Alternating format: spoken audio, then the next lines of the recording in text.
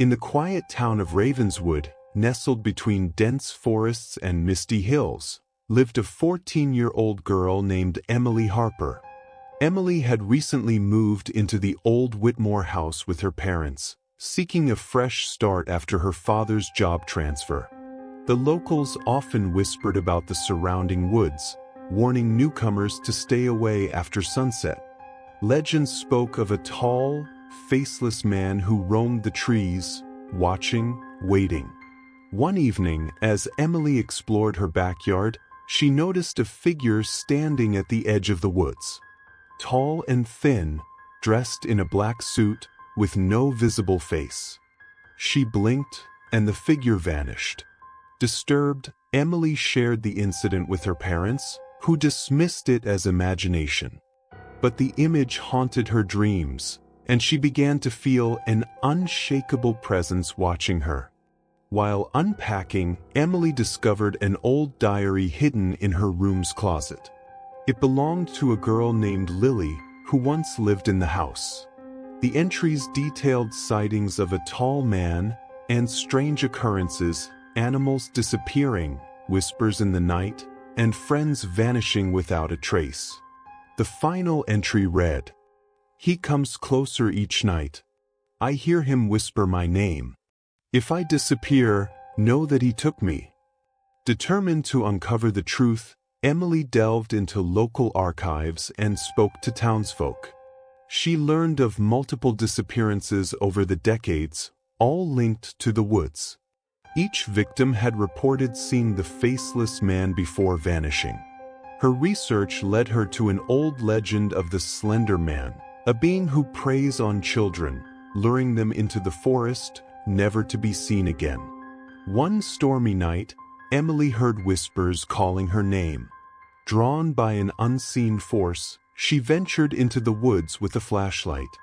The trees seemed to close in around her, and the air grew thick with dread. Suddenly, the flashlight flickered and died. In the darkness, she felt a cold hand on her shoulder. Turning around, she faced the Slender Man.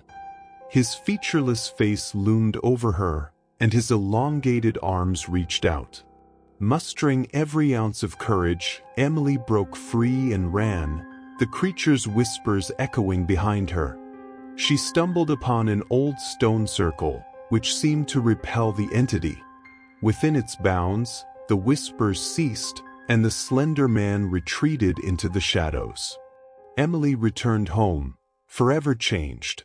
She shared her experience, and the townspeople, realizing the truth behind the legends, took measures to protect their children. The woods were declared off-limits, and the stone circle became a place of remembrance for those lost. Years later, Emily documented her ordeal, warning others of the lurking danger. Emily Harper thought the nightmare was over.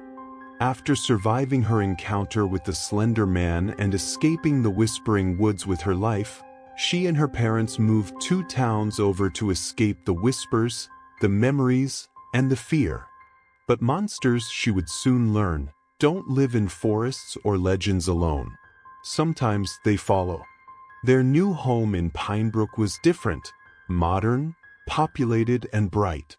Yet even here, surrounded by friendly neighbors and clean streets, the shadows seemed to move just a little too freely at night. Her nightmares returned within a week.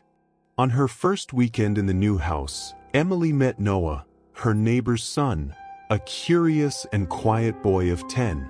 He had an old Polaroid camera and a fascination for exploring abandoned places. "You moved into the red house," he said one afternoon. "Did you know someone used to live in your attic?" Emily raised an eyebrow. "There's no attic in our house." "There is," Noah said. "You just haven't found the stairs yet." That night, Emily searched and discovered a narrow wooden ladder hidden behind the hallway closet. Dusty and creaking, it led to a forgotten attic room. On the wall were names, dozens of them, scratched in with what looked like fingernails.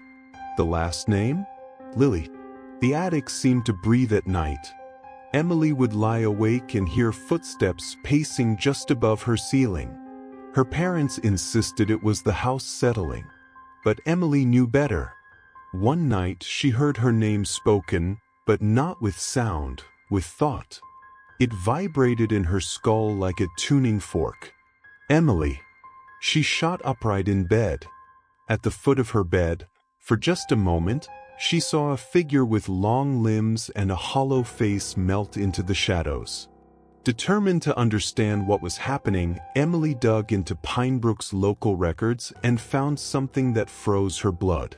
The Red House had once been a foster home. 6 children went missing over the years. Their files were incomplete, photos missing, police notes scribbled over with the word void. Every child had drawn the same figure, a tall, faceless man with 2 long arms and tendrils instead of fingers. Noah invited Emily to visit the Old Pines Trail near the edge of town. He claimed to have seen something unusual on one of the trees. What they found was worse than unusual. It was unnatural. Carved into the bark of dozens of trees were symbols, circles with X's through them. Near one tree, half buried, they found a decaying Polaroid camera. Inside was a single photo, a blurry image of Slender Man standing behind a group of children.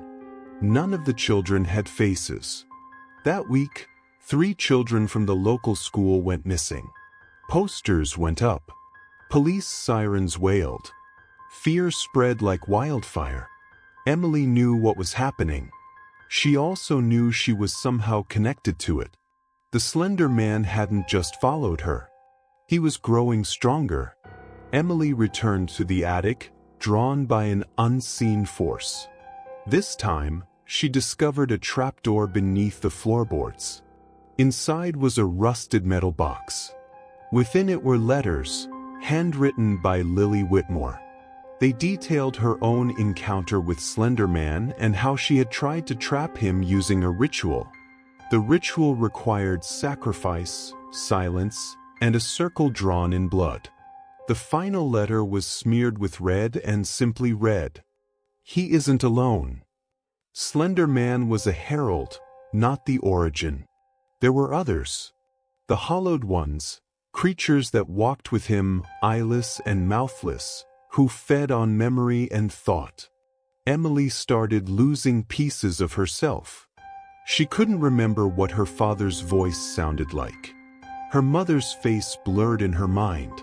She forgot what color the sky was. The creatures were feeding. Desperate, Emily convinced Noah to help her complete Lily's ritual.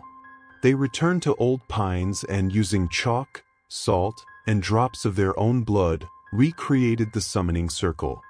The forest became silent. The wind stopped. Time seemed to freeze. From the mist came Slender Man. And behind him, the echoing ones. Noah began to scream, but no sound came out. One of the hollowed ones placed a hand over his head, and he fell silent, his mouth wide but empty. Emily stood firm in the center of the circle, holding a mirror Lily had described in her letters, one that reflects not the face, but the soul. When she held up the mirror, the creatures recoiled. Slender Man's featureless face rippled, showing for a moment dozens of faces, Lily, the lost children, maybe even herself. She realized he wasn't a being. He was a collection, a patchwork of every soul he'd taken. And he was unraveling. Using the mirror, Emily chanted the final line of Lily's ritual. The forest screamed. The air turned black. The circle burned white.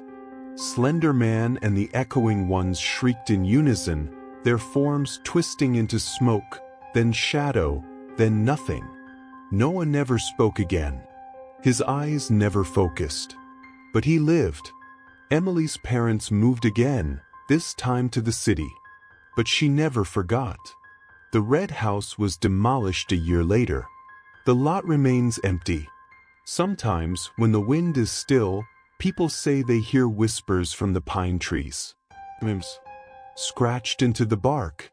waiting for someone to remember, or someone to forget.